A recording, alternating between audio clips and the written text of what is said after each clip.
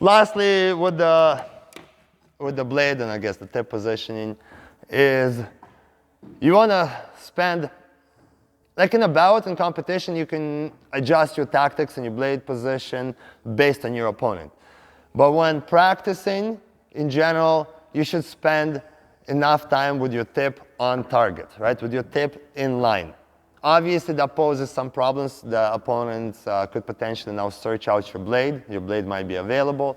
But that's why it's practice. We're trying to become almost like super arrogant. It was like, hey, I'm available here. I dare you to touch me. I'm obviously still going to make my hit. So in order for that to happen, we have to be disciplined with that positioning. Meaning, so now if I've established that I'm always going to hit through 12 o'clock, always keep my blade parallel to the floor, and I'm just right straight. I'm not trying to make any angles.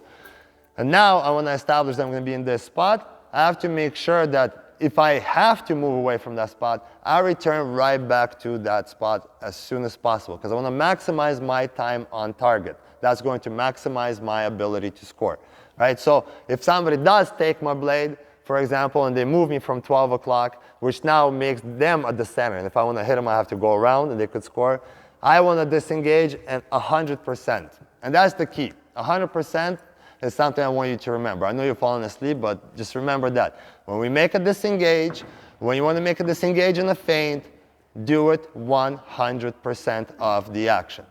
Complete it. It has to look real.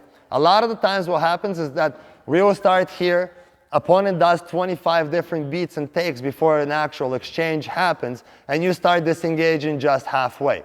Meaning like you go from 12 and now you're just returning back around here because you're under the assumption that opponent will eventually continue beating. And that's just what the opponent needs. It gets you off your position, right?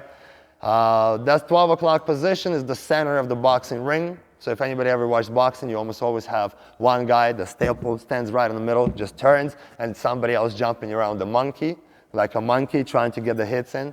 Well, your goal is to be in the center, but using your tip and using the belt, being so protected that if somebody does want to get a hit, they have to do all of these type of actions, which all presents a bunch of openings for you. Okay? So that's something I wanted to mention in terms of hitting. Okay? Coming. Does anybody have any questions? I don't want to necessarily maybe start rambling on about other things. But those are something, I guess, that presses me the most.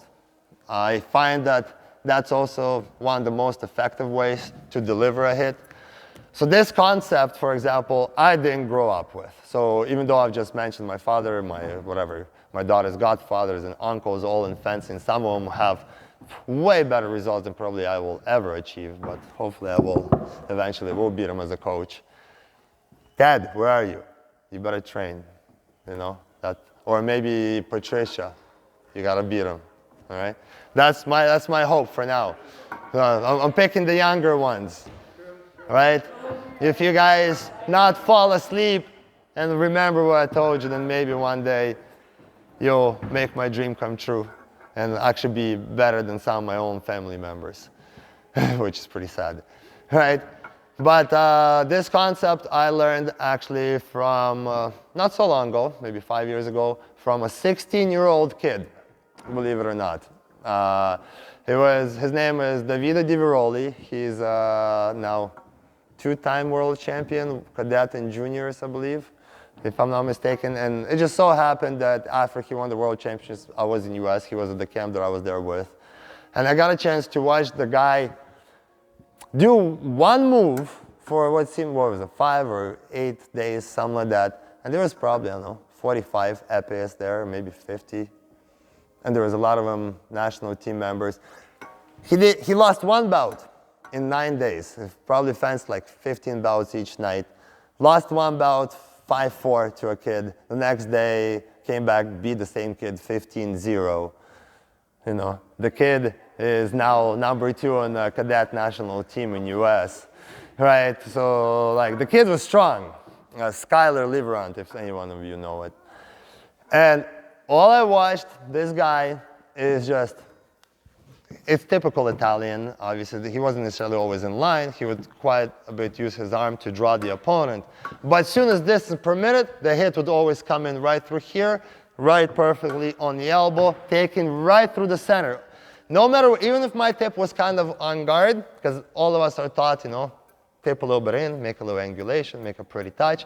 Perfect. He would just line up his tip just a little on the outside or just right through, and it always felt like he took a needle and pierced right through my blade. It didn't matter where I was. He was just so fixated on penetrating through the target that by the time I would make any type of disengage, his straight line and direct attack would almost always beat me. I'd like to think I'm not the last fencer in the world. By no means am I the best, but I did not expect being down 10-1 within like 2 minutes to a 16-year-old kid on all the same hits. And that's after watching him for 9 days beat up on everybody else. Maybe it wasn't 9, maybe it was like 6. But I started reconsidering some things. And then I went to Luxembourg. I watched him there as a cadet being at a Junior World Cup, I think take a bronze.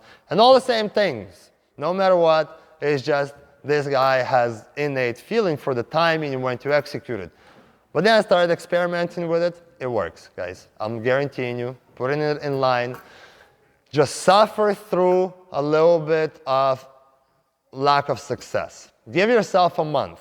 Put yourself in a position where your blade is in here, you're fully protected, because that's super important. And I'll dive in more tomorrow or the next time into like positioning. We'll touch on this again. But by doing so, you'll notice that it will be way tougher to hit you, in which in return will give you more opportunities to score as well.